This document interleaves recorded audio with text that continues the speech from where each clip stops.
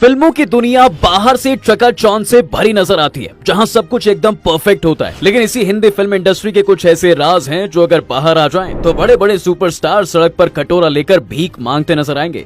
आज हम आपको बॉलीवुड में काम करने वाले ऐसे लोगों के इंटरव्यूज के बारे में बताएंगे जिनसे इंडस्ट्री हिल गई थी। कंगना रनौत। आज कंगना को भले ही लोग उनके पॉलिटिकल कॉमेंट्स के लिए ट्रोल करते हों, लेकिन वो बॉलीवुड की उन एक्ट्रेसेस में से एक है जो किसी भी इशू पर अपनी बात बिना किसी डर के बोलती है। जैसे उन्होंने कॉफी विद करण के 5वें सीजन में आकर करण के सामने उन पर ब्लेम किया था कि वो इंडस्ट्री में नेपोटिज्म को सपोर्ट करते हैं और जानबूझकर आउटसाइडर्स को नीचा गिराने में लगे रहते हैं। जब कंगना ने ये सब कहा तो करण के पास कुछ भी बोलने को नहीं था और कंगना ने ऐसा एक बार नहीं बल्कि अपने कई इंटरव्यूज में बताया है कि कैसे बॉलीवुड के लोग आउटसाइडर्स को आगे नहीं बढ़ने देते हैं। कंगना ने इसके अलावा भी बॉलीवुड के सो कॉल्ड सुपरस्टार्स के बारे में बताया था कि कैसे बॉलीवुड के हीरोज जब किसी फिल्म में काम करते हैं तब वो फिल्म की हीरोइन को अपनी वाइफ की तरह ही ट्रीट करते हैं और जैसे ही फिल्म खत्म होती है वो दूसरी हीरोइन के साथ वैसा करना शुरू कर देते हैं। The expectation from a girl is to behave like a wife on the sets.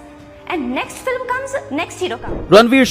Ranveer शोरे बॉलीवुड के उन एक्टर्स में से एक हैं जिनके पास टैलेंट तो बहुत था, लेकिन उन्हें जानबूझकर काम नहीं दिया गया क्योंकि महेश भट्ट उनको अपना दुश्मन मानते थे। दरअसल रणवीर शोरे अपने करियर के शुरुआती दिनों में पूजा भट्ट को डेट कर रहे थे, लेकिन जब पूजा रणवीर को बहुत ज्यादा कंट्रोल करने लगी तब रणवीर ने पूजा से ब्रेकअप कर लिया। इस चीज से महेश भट्ट इतना गुस्सा हुए कि उन्होंने पूरी फिल्म इंडस्ट्री से रणवीर को बायकॉट करने के लिए कह दिया था। यही वजह थी कि रणवीर को अपने करियर में बड़े ब्रेक के लिए कई सालों तक इंतजार करना पड़ा, जिसके बारे में जब रणवीर ने दुनिया को बताया तो हर कोई हैरान रह गया। विद्या बालन के टैलेंट पर आज शायद ही किसी को शक होगा, लेकिन इसके बाद भी आज उनके पास करने के लिए कोई काम नहीं है क्योंकि बॉलीवुड का कोई भी प्रोड्यूसर विद्या को अपनी फिल्म में कास्ट ही नहीं करना चाहता, जिसकी सबसे बड़ी वजह उनके वेट को माना जाता है। और विद्या खुद कई बार बता चुकी हैं, बॉलीवुड वालों को इस बात से फर्क नहीं पड़ता है कि उनकी फिल्म की हीरोइन कितनी टैलेंटेड है, बल्कि वो बस ये देखते हैं कि वो हीरोइन फिल्म में कितना ग्लैमर ऐड कर सकती है। विद्या ने अपने इंटरव्यूज में भी बताया है कि कैसे बाहर से बहुत अच्छे दिखने वाले लोग उन्हें फिल्म पाने के लिए वेट कम करने के लिए कहते हैं। People who tell me that, oh, you've got such a beautiful face, why don't you lose some weight?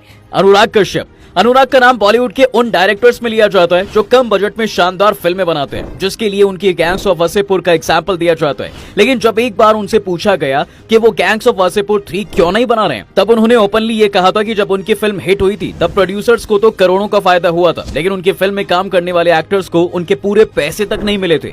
अनुराग इसके अलावा बॉलीवुड में स्टार कल्चर के खिलाफ हैं और कई बार बता भी चुके हैं कि स्टार फिल्मों में काम करने के लिए किस किस तरह की डिमांड करते हैं और प्रोड्यूसर ज्यादा कमाई के चक्कर में उनकी डिमांड को पूरा भी करते हैं, जिससे फिल्म को तो कोई फायदा नहीं होता, उल्टा फिल्म का बजट करोड़ों में चला जाता है। यही वजह है कि अनुराग किसी बड़े स्टार की जगह अच्छे और नए एक्टर्स को लेकर फिल्में बनाते हैं। विवेक ओबेरॉय का तो पूरा करियर सलमान खान की वजह से बर्बाद हो गया। ये बात किसी से छुपी नहीं है कि कैसे जब विवेक और ऐश्वर्या 2004 में फिल्म की शूटिंग के वक्त एक दूसरे के करीब आ गए थे, तब सलमान ने गुस्से में आकर विवेक को धमकी दी थी, जिसके बाद विवेक ने मीडिया में इंटरव्यू देकर सलमान की इस हरकत के बारे में भी बताया था।